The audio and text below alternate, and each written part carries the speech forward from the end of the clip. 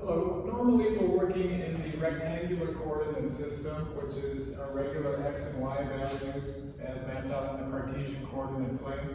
But sometimes we need to use polar coordinates or trigonometric form, where we have not x and y, but we've got an r value, which is a radius on a unit circle, and then a theta, which is the angle between the x-axis moving counterclockwise from 0 to 2 pi in radians, right?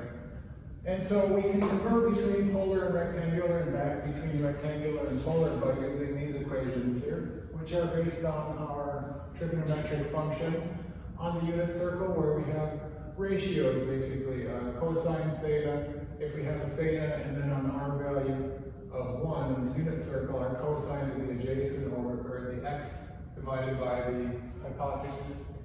And so we can again, convert using the Pythagorean theorem, which is the ratio of squares of each of the sides of the hypotenuse, or to find the theta by using the inverse tangent function there. Let's do a few examples. So we're starting in rectangular coordinates here. We've got an x, y value of 3 and 0. And we want to convert that to polar. And so we're just going to start off with our basic equations here and here to convert these. So if we've got 3, 0, then r squared is equal to the square root of 3 squared plus 0 squared, or the square root of 9. And then r is equal to 3. Excuse me. And so we have a radius of 3, and we want to find that angle. Well, let's remember we're on the coordinate plane here. 3, 0 is on the x-axis, and so we're looking for theta, which is the inverse tangent of y over x, or 0 over 3. And so tangent, we're looking for tangent theta is equal to 0, and so the inverse tangent of 0 is going to give us our theta value, and theta is going to work out to be 0. And so we've got a polar coordinate pair there of 3, 0. Our r value is 3 and our theta is 0.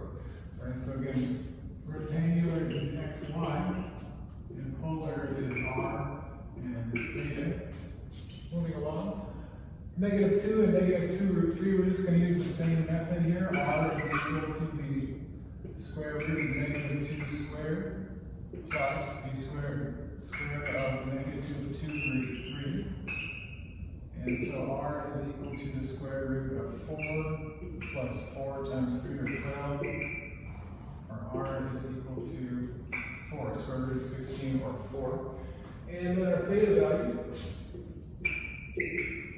is the, again, inverse tangent of y over x, which is -2 root 3 over -2, or root 3. And that's going to come up with multiple values. Tangent theta equals negative or equals root 3 in the first and third quadrant. We're looking for the third quadrant here because we have negative and negative values, right? And so we're going to come up with answers pi over 3, and then we can also have that same value at 4 pi over 3. And 4 pi over 3 is the one we're looking for because it's in the third quadrant there. And so our pair here is, our r value is 4, and our theta is 4 pi over 3. Don't get fooled, sometimes it's not the first tangent value that comes up, it might be the second one as we move along the unit circle into the third quadrant. Okay. Next up, we've got x squared equals 4y. This is a function in rectangular form. We want to change that function to polar form. And so if we've got x squared equals 4y, then we're going to start out by squaring r and cosine. We've got r squared cosine squared theta. That is equal to 4. We're just going to keep that times r sine theta. And we can leave it there, or we can subtract the right side and get 0 over there. Or we can isolate r, and we can divide this this side by r and this side by r, and then divide this side by cosine squared, and you get r is equal to 4 sine theta over cosine squared theta. Just depending on how you want to phrase it, you can manipulate that using algebra. Okay, the next function we're looking at 4x squared y equals 1. Again, we're just going to plug in these values. And so we get 4r squared cosine squared theta times r sine theta is equal to 1. And so we can combine r terms here. We get 4r cubed cosine squared theta sine theta equals 1. We could also continue by dividing both sides by 4, so we get r cubed cosine squared theta sine theta equals 1/4. Again, just depending on what exactly you want to do with the algebra. You can do that on your own. You could isolate r and you'd end up getting r is equal to the cube root of 1/4 cosine squared sine theta. Again, up to you. Moving along, changing between polar and rectangular coordinates. Here we have an r value of -2 and a theta of 2 pi over 3. And so we want to just focus on these equalities here. So x equals r cosine theta. So x is equal to -2 cosine 2 pi over 3. Or x is equal to -2 times -0.5. Again, you're just looking at tables or using your calculator for cosine and sine and tangent, inverse tangent values. I don't think anybody expects full memorization of all of these. All right, so that equals 1. And then y, just plugging in our equality here, y equals r. Remember, r is the first value and then the theta is the second. Y then is equal to -2 sine 2 pi over 3, which equals -2 times root 3 over 2.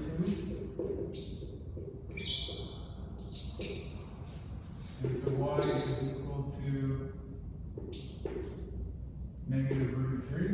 And so our pair here in an xy format, rectangular form, is 1 and -√3. Next one, -3 is our r value, and -3 pi over 4 is our angle. So x is equal to, again, just focusing on these two equalities here, x is equal to -3 times cosine -3 pi over 4, and that is equal to -3 times -1/√2, which equals 3 over √2. And we can rationalize the denominator if we like. Then that would equal 3√2/2. And then our y value, y is equal to r sine theta, so y is equal to r of -3 times sine of -3 pi over 4. Sine of -3 pi over 4 is equal to -1/√2, or 3/√2, and we can rationalize the denominator 3√2/2. And so our xy pair here is 3√2/2 and 3√2/2. And finally, looking at a polar function, r equals sine theta cosine theta, we want to change this into a rectangular form. So let's start with, well, if r is equal to the root of x squared plus y squared, we can substitute directly there, x squared plus y squared, square root of that on the left-hand side, and then let's look back up at these ratios here. And so equals sine theta minus cosine theta, or y over r minus x over r. And again, let's substitute r as the square root of x squared plus y squared. So we've got y minus x over the square root of x squared plus y squared. And so we can get rid of that square root now. And we get x squared plus y squared multiplied by both sides with simple algebra. X squared plus y squared equals y minus x. Let's move y and x over to the left-hand side and group them together, group like terms. We get x squared plus x plus quantity y squared minus y equals 0. Now what we're going to do is a little bit of algebra. We're going to complete the square. So we have an x squared, we've got an x value, and we want a constant value there so we can complete the square. If we're going to add anything to the left-hand side, we need to add that to the right-hand side too. If we're going to complete the square, then we're just going to take the coefficient of x squared divided by 2 and then square it. And so what we end up getting here, completing the square, x squared plus x plus 1/4 plus y squared minus y plus 1/4 is equal to 1/4 plus 1/4. And so we can factor this out. If we wanted to factor this, what we end up getting is x plus 1/4 squared. And then here we have y minus 1/4 quantity squared, and that's all equal to 1/2. Right, and so again, we can check this with the FOIL method. We got x squared plus 1/4 x. Is that right? X squared plus 1/4 x plus 1/4 x plus 1/4, no, sorry. This is 1/2, and this is 1/2. That's why it's always good to check. So we got x squared plus 1/2 x plus 1/2 x, that's our middle term there, plus 1/4, that's our last term, good. And we've got y squared minus 1/2 y minus 1/2 y, that's our middle term, and then plus 1/4, that's that, and this is equal to 1/2. And so that looks like a circle, it looks like an equation of a circle, where our origin of the circle is -1/2 and 1/2, and then our radius is 1/4, right? And so that makes perfect sense that we would get a circle using polar coordinates because we are working around a unit circle here, where the r value is our radius, and then the angle from the x-axis moving counterclockwise from 0 to 2 pi is our theta value. Okay, thank you.